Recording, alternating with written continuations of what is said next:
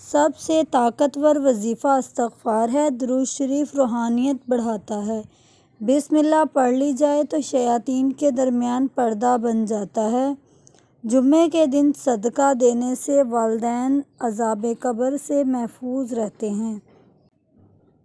دنیا میں 40 دن دنیا سے بے رغبتی کرامات کو ایجاد کرتی ہے۔ عقل مند دوسروں کی اور بے وقوف اپنی غلطیوں سے سبق سیکھتے ہیں۔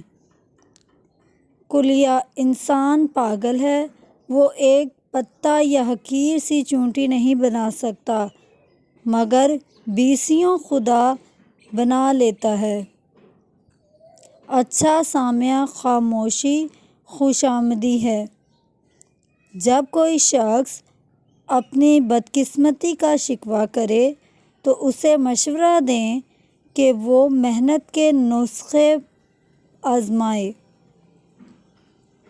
کسی کو پانے کی تمنا مت کرو بلکہ خود کو اس قابل بناؤ کہ لوگ تمہاری تمنا کریں۔ خوبی وہ جس کا اعتراف دشمن بھی کریں۔ اگر تم چاہتے ہو کہ تمہاری دعا قبول ہو تو حرام کی کمائی کے ایک لقمے سے بھی پرہیز کرو۔ تکبر سے تنی ہوئی بلند گردن کا نشانہ وسیع کر دیتی ہے۔ زندگی اور خربوزے میں ایک قدر مشترک ہوتی ہے، یہ پھیکی بھی نکل آئے تو پھینکی نہیں جا سکتی۔ زندگی کی درازی کار از صبر میں پوشیدہ ہے۔ اگر تم چاہتے ہو کہ تمہارا نام باقی رہے تو اولاد کو اچھے اخلاق سکھاؤ۔ اگرچہ انسان کو مقدر سے زیادہ رزق نہیں ملتا لیکن رزق کی تلاش میں سستی نہیں کرنی چاہیے۔ پنجہ آزمائی کرنا اور تلوار پر مکہ مارنا عقل مندوں کا کام نہیں۔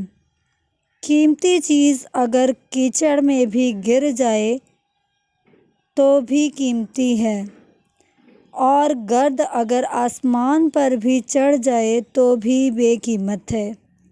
جو شخص دوسروں کے غم سے بے غم ہے آدمی کہلانے کا مستحق نہیں۔ دشمن سے ہمیشہ بچو اور دوست سے اس وقت تک جب وہ تمہاری تعریف کرنے لگے۔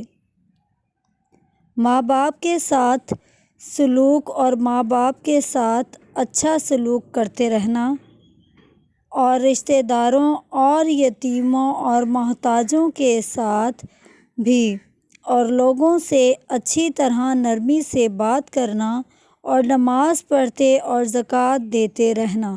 سورۃ بقرہ۔